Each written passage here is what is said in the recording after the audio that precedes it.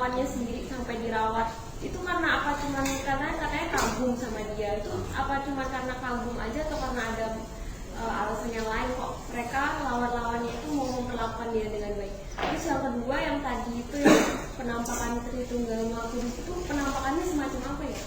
Katanya kita nggak ada yang pernah juga kami lihat Allah secara langsung, itu penampakannya yang semacam apa? Terus yang ketiga yang tentang masalah mendirikan ordo itu kan sempat nggak disetujui sama kardinal. Katanya udah terlalu banyak ordo. Maksudnya itu kalau terlalu banyak ordonya itu yang kayak gimana? Apa karena terlalu banyak ordo itu terus nambah lagi tuh nggak boleh gitu atau gimana? Ada 3 pertanyaan. Yang pertama, perang. Sejauh saya tahu ada 2 alasan nih. Yang pertama, kalau nggak salah, ada dalam perang itu ada kode etik. Ketika pasukan musuh sudah nyerah, satu pasukan nyerah bendera putih, itu pasukan lawan nggak boleh membantai, nggak boleh membunuh.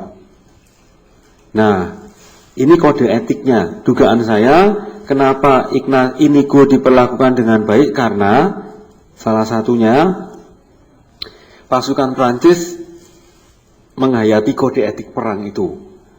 Sudah 100, hampir mati semua. Ya ini ada yang masih hidup dihargai gitu. Karena kode etik. Yang kedua, dari kisah-kisah yang beredar, memang yang sering muncul adalah pasukan Prancis itu kagum pada keberanian Inigo gitu. Nah, rasa keberanian Inigo itu yang dihormati oleh pasukan Prancis sehingga dia diperlakukan dengan baik. Itu yang pertama. Yang kedua, Inigo sudah jadi Ignatius, dia mengalami perjumpaan dengan Tritunggal Maha Kudus itu sesudah dia selesai studi di Paris. Nah, waktu itu on the way ke Roma, ada kapel kecil bernama La Storta. Kapel kecil, sungguh kecil. Dan di kapel itu dia berdoa. Nah, ini yang sering terjadi itu begini, antara peristiwa dan cerita tentang peristiwa itu, kebanyakan yang lebih lebay yang mana? Ceritanya. Peristiwanya ketika Ignatius itu berjumpa dengan Tritunggal, itu yang terjadi adalah ya Ignatius itu berlutut, berdoa, diem. Kira-kira 10-15 menit. Orang yang di luar Ignatius melihatnya ya dia berlutut. Nah, ketika Ignatius ditanya, kamu tadi doa apa? Mohon apa? Supaya ujian sukses? Enggak. Ignatius menjawab, 15 menit itu dia mengalami ditampai oleh Allah Tritunggal. Nah, kalau pengalaman dijumpai Allah Tritunggal ini divisualisasikan, maka gambar yang sering muncul Tritunggalnya adalah Ignatius di bawah, Yesus memanggul salib, ada Allah Bapa, lalu ada Allah Roh Kudus. Allah Bapa bilang ke Ignatius, aku ingin kamu mengabdi dia. Dia itu Yesus. Lalu Allah Bapa ngomong ke Yesus, aku ingin kamu mengundang dia mengabdimu. Nah, kalau Anda ingin melihat patung ini, patung peristiwa Ignatius mendapat penampakan Allah Tritunggal, di kiri sunta ada patung peristiwa ini banget. Jadi Ignatius berlutut, menengadah ke atas, ada Allah Bapa, Yesus, dan Allah Roh Kudus. Peristiwanya ya seperti saya katakan tadi, orang berlutut, Ignatius berlutut, orang lain tidak melihat bahwa ada Yesus di situ, ada Allah Bapa di situ. Mengapa Ignatius bisa sampai mengalami itu? Ya karena sebelum itu bertahun-tahun dia menghayati yang saya katakan tadi, askesenya kuat, hidup rohaninya terbangun. Ini lama sekali. Maka saya pribadi tidak heran bahwa dia mengalami penampakan.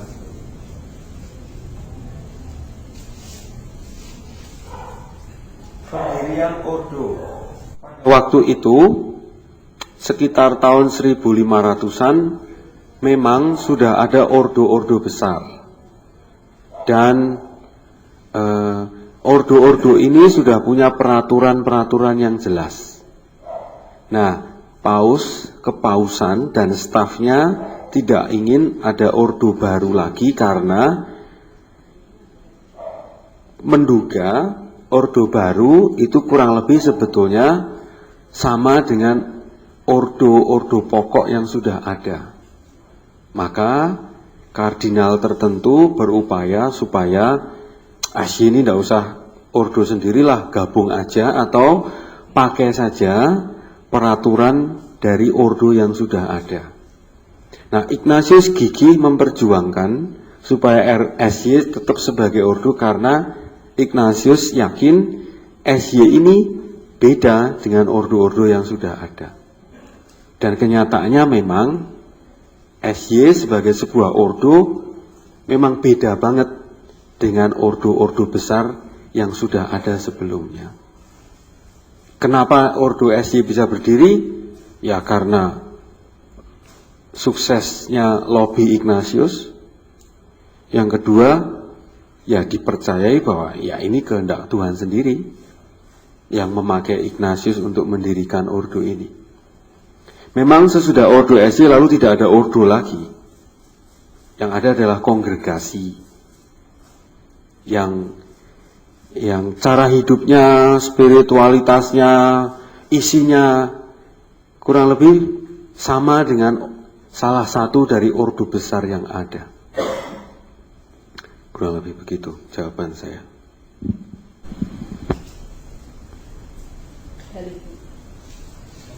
Latar belakang dari Ignatius itu mengumpulkan 10 kemudian membentuk SY, latar belakangnya apa, terus alasan kenapa di SY ada 4 kaul, ada beda sama kaul yang ngomong biasa.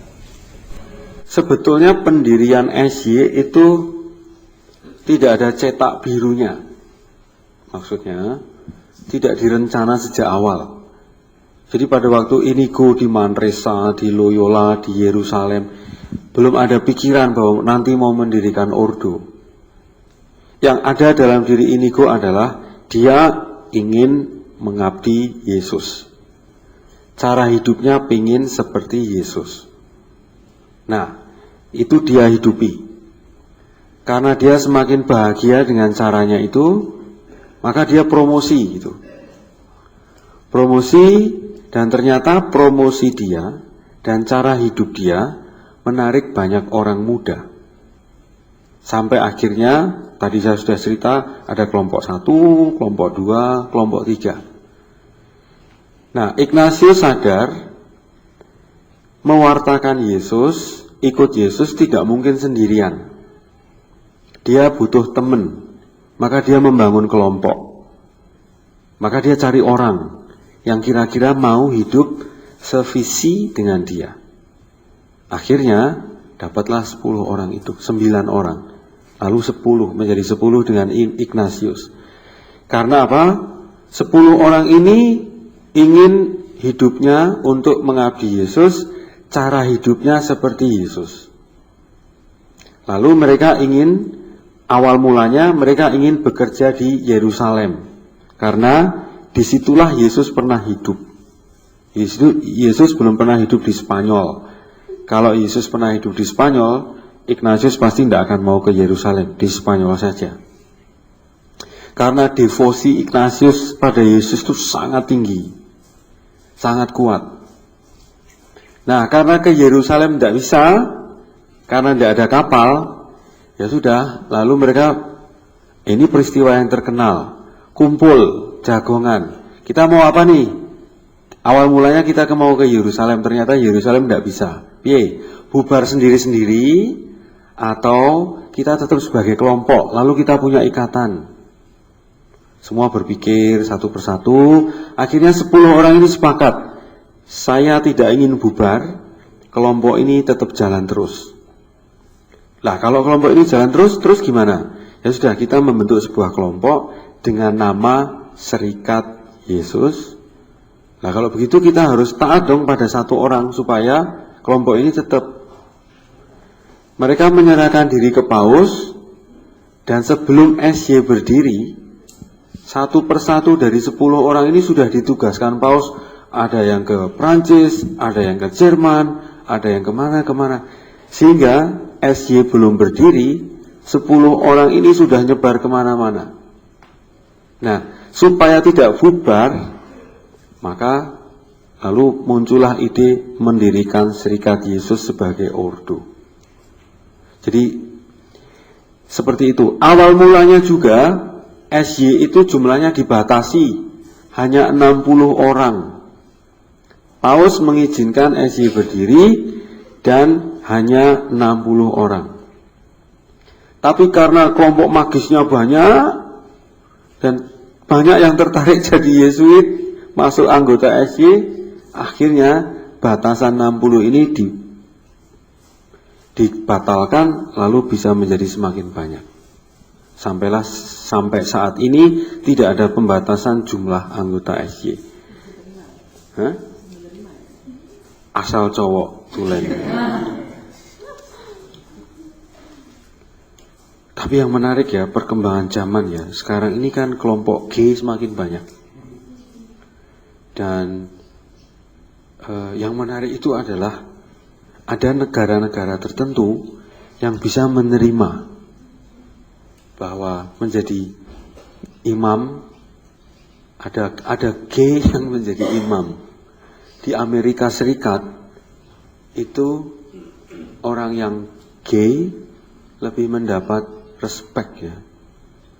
Maka Amerika, Australia itu lebih terbuka terhadap orang-orang seperti itu. Maka saya tadi mengatakan harus cowok tulen, enggak juga ya, karena ada cowok yang setengah tulen pun bisa. Hah? Ya, Henry Rowan.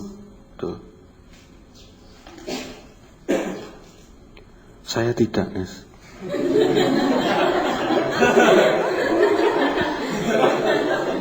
Selera saya masih sehat. Sehat menurut saya. Lalu kalau keempat, ini pertanyaan yang sering muncul dan saya agak susah menjawabnya. Gampangnya begini ya, kalau nanti ada yang mendebat, memperbaiki silahkan, atau bertanya lebih lanjut lagi silahkan. Yang namanya biarawan, biarawati, itu harus kaul 3. Hidup sengsara, miskin, murni, dan taat. 3 ini pada umumnya. Nah, SY itu sejarahnya memang ya unik ya. Pada waktu itu karena sejarahnya, Ignatius menyerahkan diri pada Paus.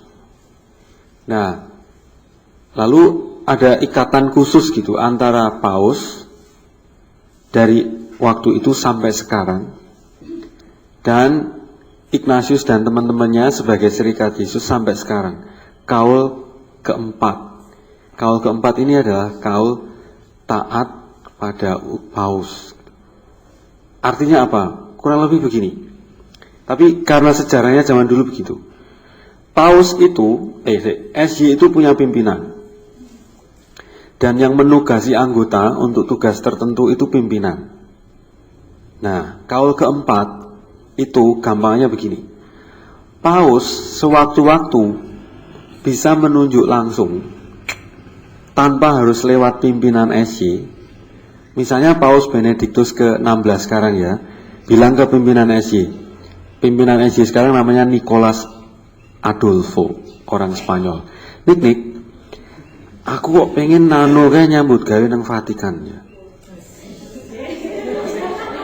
Wah, ae candi sore ngomong Itali.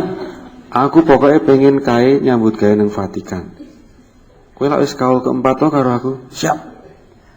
Saya ditelepon. Nano, kowe kok nyambut gawe nang Vatikan kowe. Nah, ada anggota SY yang ada yang kaul keempat begini dan ada yang tidak. Nah, kalau saya mengucapkan kaul keempat, saya tidak bisa menolak. Saya harus berangkat ke Roma. Kurang lebih begitulah. Paus pengen, ini daerah Afrika ada bahaya HIV yang semakin gila-gilaan, harus diperangi, harus diberantas. Saya ingin SY bertindak atas hal ini. Nah, Paus bisa to the point, ngarani sesuatu, minta SY mengerjakan langsung. Kayaknya hanya SY yang punya akses begitu. Kurang lebih kaul keempat gampangnya kayak begitu. Kopassus ki apa? Pasukan khususnya Paus itu yang seragamnya kuning dan merah itu loh. Dengan tombak itu. Itu Kopassusnya Paus ya. Dan katanya dia harus orang Swiss tuh. Belum boleh menikah, tingginya sekian, orang Swiss. Kalau tidak orang Swiss, gak boleh. Karena tradisi ya, sejarah, memang orang-orang Swiss yang menjaga Paus pada waktu itu. Sampai sekarang. Maka tidak ada mahasiswa Sanata Dharma yang jadi